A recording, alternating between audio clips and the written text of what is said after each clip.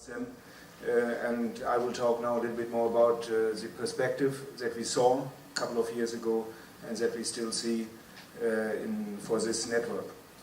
In between we had a series of, let's say, deep dives on what have been scientifically, technically achieved over the past 10 years. So now I really go back a little bit to the basics or the motivation from the industry perspective. When I started preparing this presentation, Karen, I think, had the hope that we would have some participation at least from European Commission, because that is one of the target groups also for this meeting, to, let's say, motivate them to create money or give funding to our industry. That's why I included a first chapter on the merits of concrete, but we are more or less amongst us. So coming from industry, or at least from academic world close to the industry, nevertheless I think it's also for us not too bad to remember ourselves and refresh our memories about the merits of concrete as being the backbone of sustainable construction. I will talk a little bit about trends and not least about challenges our industry is facing. We often talk about CO2, but there are other challenges, but there are also opportunities, I think, which are then leading to needs and opportunities for research. And finally then I will talk about what advantages we see of doing joint research in comparison to the pure individual companies' development activities, which directly leads then of course into the perspectives for Nanocem. A few facts and figures maybe about our industry, which is not that publicly known. I think, what was the name, the Vice President of EBFL, the first words he used actually, that concrete forms the most used material in the world. Actually it accounts for more than 50% of all manufactured goods and materials worldwide. 70% of the world population live in concrete structures. Concrete is a very affordable material, and I think if we compare price for a kilo, yeah, that's what we normally, if we buy something in shops, we talk in kilos. Who knows how much a kilo of concrete costs? It's about 4 cents. Compare what you can buy for that. Probably not even water at Aldi. Yeah? So in the same time, it supports employment in many countries. Yeah? It's kind of a rule of thumb that every euro spent on construction output generates about 3 euro in total on economic activity. And in the same time, it's a very durable material. Concrete is used, or in the channel tunnel, contractually had to guarantee for about 120 years of lifetime. So with this background also, there will be a new initiative or campaign led by Semboro, which will be launched in May, later May this year, to highlight these merits of concrete, of being locally sourced, robust and energy efficient, and not always just putting us being blamed as the, let's say, emitting CO2 and all these negative aspects, and I think that's highly needed. There's some justification on that. If you look on the societal aspects of sustainability, I think concrete is, as we all know, highly flexible, it's durable, it's affordable, and with that it's in the same time also the most energy efficient material that can address a wide variety of needs. There is a need for housing in Europe, replacing less energy efficient buildings or providing more comfortable buildings, and definitely concrete has a big role to play. And its properties can also be used to reduce or to absorb temperature variations, for example, and thus increasing comfort of buildings at low cost. And in the same time, its durability and resilience makes it ideal for construction that provide a high safety level. I talked about the economic effect of generating 3 euros per euro spent on construction in terms of GDP. At the same time, it's one of the largest single economic activities. and a great industrial employer in Europe with about 20 million jobs or so. So it also on this economical basis is yeah, irreplaceable, I would say, at large scale. And last not least, also on the environmental side, if we look at at concrete from a life cycle perspective, the long-term benefits of concrete become evident. Yeah? It's durable, its thermal mass reduces energy consumption in buildings, the availability of abundance of raw materials, including waste streams used in concrete and cement, makes it also environmentally one of the most sustainable materials. I'm not talking about the energy efficiency. If we see the energy needed to produce a ton of cement or a ton of concrete, this is far less than for any other building material. And I think we have to have these merits and positive attributes of concrete in mind without neglecting, of course, the challenges that we also have, but we should be a little bit more self-confident also with regard to the outside world to illustrate these positive aspects. And it's these positive aspects that also lead to one of the major challenges finally, because that's the reason why concrete is so, and with that cement, is so successful on an annual basis. And there are many calculations. I think this morning we saw figures that indicated more than 5 billion tons by 2050. This is based from World Business Council of Sustainable Development, where the predictions are that we would reach 4.5 million or 4.4 billion tons by 2050. Anyhow, it will be remain the largest or highest volume material globally. What are now these key trends and challenges that we have to see from a construction industry and especially then building material producers' perspective? It is believed that between now and 2050 the world population will further increase to something like 9.x billion inhabitants. In the same time, the urban population will increase at a much higher speed, so that by 2050 about 2/3 of that population will live in cities, and in these areas traffic will triple in around the same time. And this will of course require innovative buildings that provide energy efficient housing solutions and also workspaces. This will require new solutions for transportation to minimize environmental effects and also congestions. It will definitely lead to a densification within cities, so high-rise buildings will be, at least in most of the countries where we have population growth, being the dominant way of construction.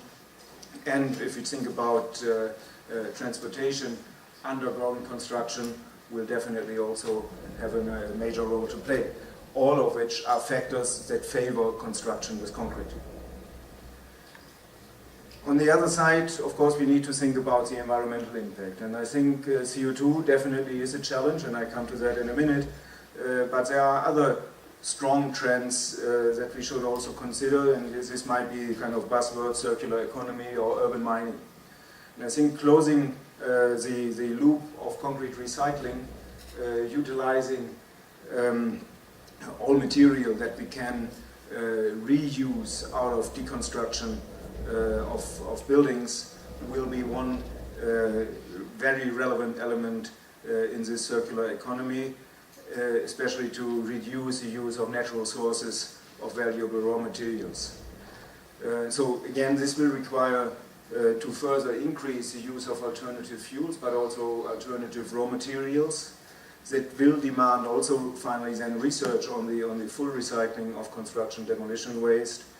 And last not least, we will have to think even more constructively than so far on the utilization of waste streams from other industries. Now, coming to the point of CO2 and climate change. Climate change is a fact.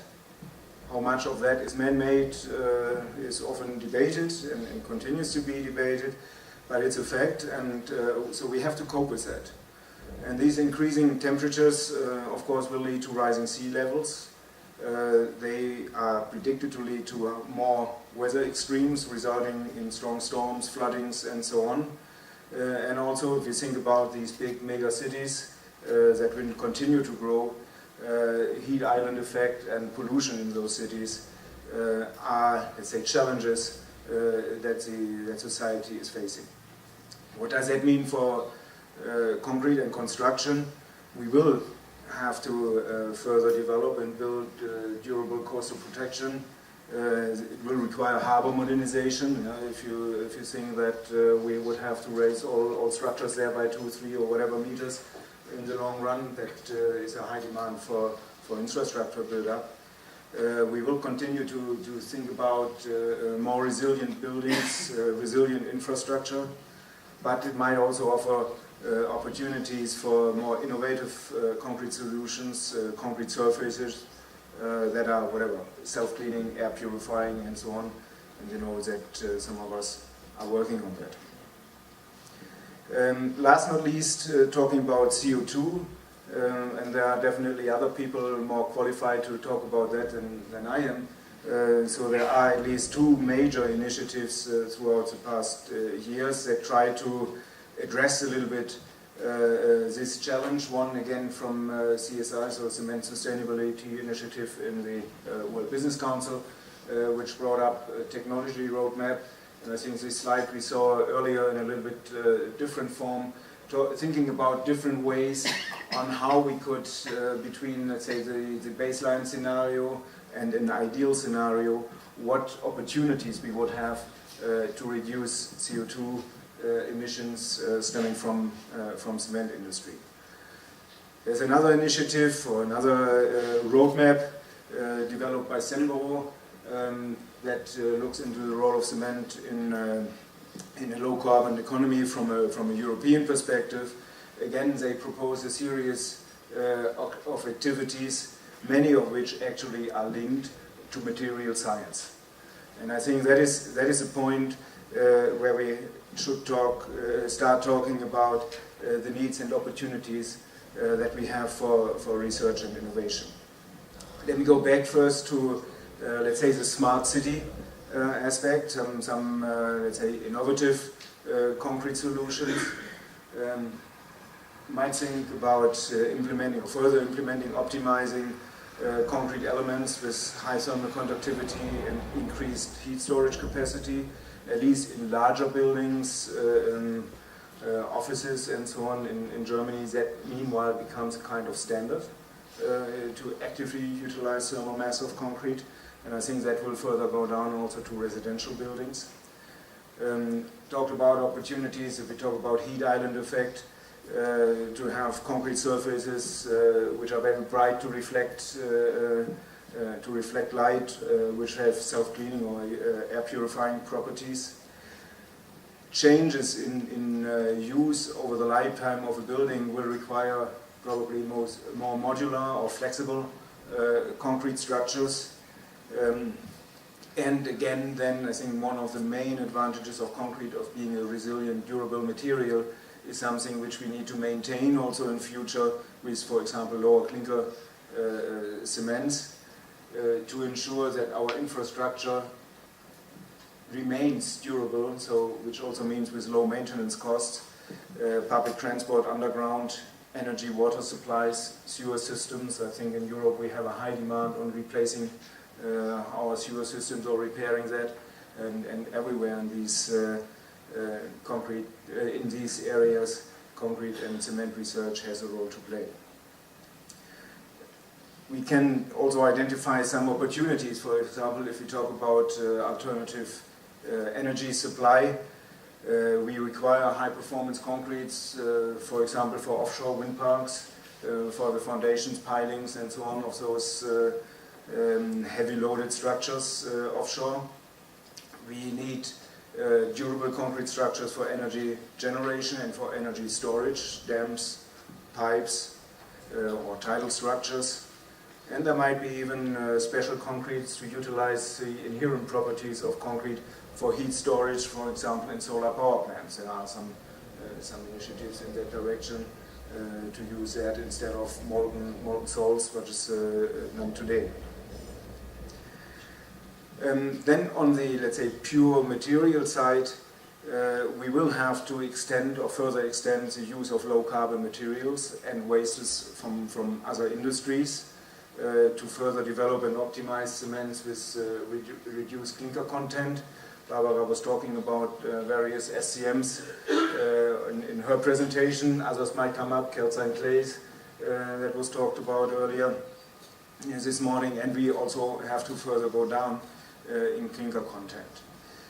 We might also think about other industrial byproducts, slags, ashes, which are not used today, being processed or unprocessed, but to let's say, increase the flexibility in that regard. In all these cases, of course, we have to ensure the performance, workability, strength development, and robustness of such systems, but more importantly also in the long run, to ensure the durability of concrete structures based on such type of SCM, high SCM products. And last not least, maybe not that important for that much in the light today, but will become more important in future, that we also have to ensure strict compliance with health and safety and environmental regulations while using waste products out of other industries. Think about leaching, think about managing, if we talk about geopolymers, for example, how do we want to manage working with pH, 14 or more, on the construction side. If we then even want to go a step further by replacing OPC-based systems by alternative concepts, then in principle the same challenges arise as for low clinker cements, but we have of course to prove then also the applicability of such new systems on a much wider range of applications. With OPC-based systems we have 150 years or more of experience. If we start with a new system, we have to prove suitability for all kinds of applications. We have, of course, to ensure durability, and that goes along with the same expectations we have for lower clinker cements or conventional composite cements. And I think what is also very important is that we have to base such concept on widely available and affordable raw materials. Otherwise, they will always only remain niche markets. Let me come to the point, why should we do research together in those fields? First of all, these radical innovations which are expected, demanded from industry with the political framework coming out of Brussels, but also visible in other parts of the world, will require a more fundamental understanding of the underlying mechanisms that govern concrete performance. I think, Barbara, you pointed that out. We cannot just do trial and error all the time. That will never lead to those answers required to really drastically change impact of our industry. This requires definitely resources or a critical mass, which definitely cannot be financed by individual companies or managed by them or individual institutes alone. You talked about integration this morning, Karen. I think that is a key element of this network of bringing different disciplines together, bringing industrial perspective and academic perspective together, and that as implicit cannot be managed by a single company. It requires a coordinated and long-term approach. It could not be solved by 1 or 2 or 10 PhDs in parallel, but it requires the endurance to develop the competence level needed for such changes. And it requires a multidisciplinary network of scientists that bridge the nanoscale phenomena to finally the macroscopic properties. In that regard, I think Nanocem is really an excellent network to develop these competences. The safety level or resilience, which is the key advantage of building in concrete, will also require that we have more in place than just, let's say, trial and error proof of concept for those radical innovation. We must have a clear evidence of long-term durability, which is based on a sound scientific understanding, as well as a broad experience base. Again, this is something which no company or no university can do on itself. This goes along with a common understanding and acceptance of such innovative concepts by all stakeholders, the academic world, as well as industry, and finally authorities. Now, only if we have a, let's say, broad evidence and experience base on more radical solutions, we will be able to implement them in practice, which is then finally documented also in standards and application codes. In that regard, for me, Nanocem is also a basis for the introduction of new or radically improved cements and concepts for cements. And last but not least, in the same time, the cement and concrete industry will require well-educated and well-trained personnel, which definitely is not easy and was not easy. It's not a very attractive or very sexy industry. Nevertheless, we have a lot of challenges ahead where we need bright personnel that has a sound scientific and technical education and is able or capable in mastering systems of growing complexity. But even more, I think it's important, and that is one of the very positive outcomes of Nanocem, and not least illustrated by the meeting today, that has an international mindset and mobility working across countries, maybe even also across cultures, and has an understanding not only of the academic side of what they have been working on throughout the PhD, but also on what is the industrial perspective and what are requirements from industry. In that regard, I think it's a very important point that we have in Nanocem also as a pool of talents. When I was thinking about the perspective of Nanocem, I thought a little bit of what if we describe Nanocem in 10 years' time, how could it look like? What should be a vision for Nanocem? And some are smiling already. We were drawing up a vision back in 2004, 2005. And I went through that old slides, which I gave a couple of meters ago, in the first Nanocem open meeting in end of April 2000. Was it? We were not sure. Is it 2005 or 2006? Okay. Okay. Yeah, and I think what we have written at that point in time, after some exercises, for me, is still valid. Yeah, and I think many of these ideas at that time we have achieved or strongly contributed to them. So at that time we said, okay, Nanocem should be considered as the world reference for quality research in cementitious materials.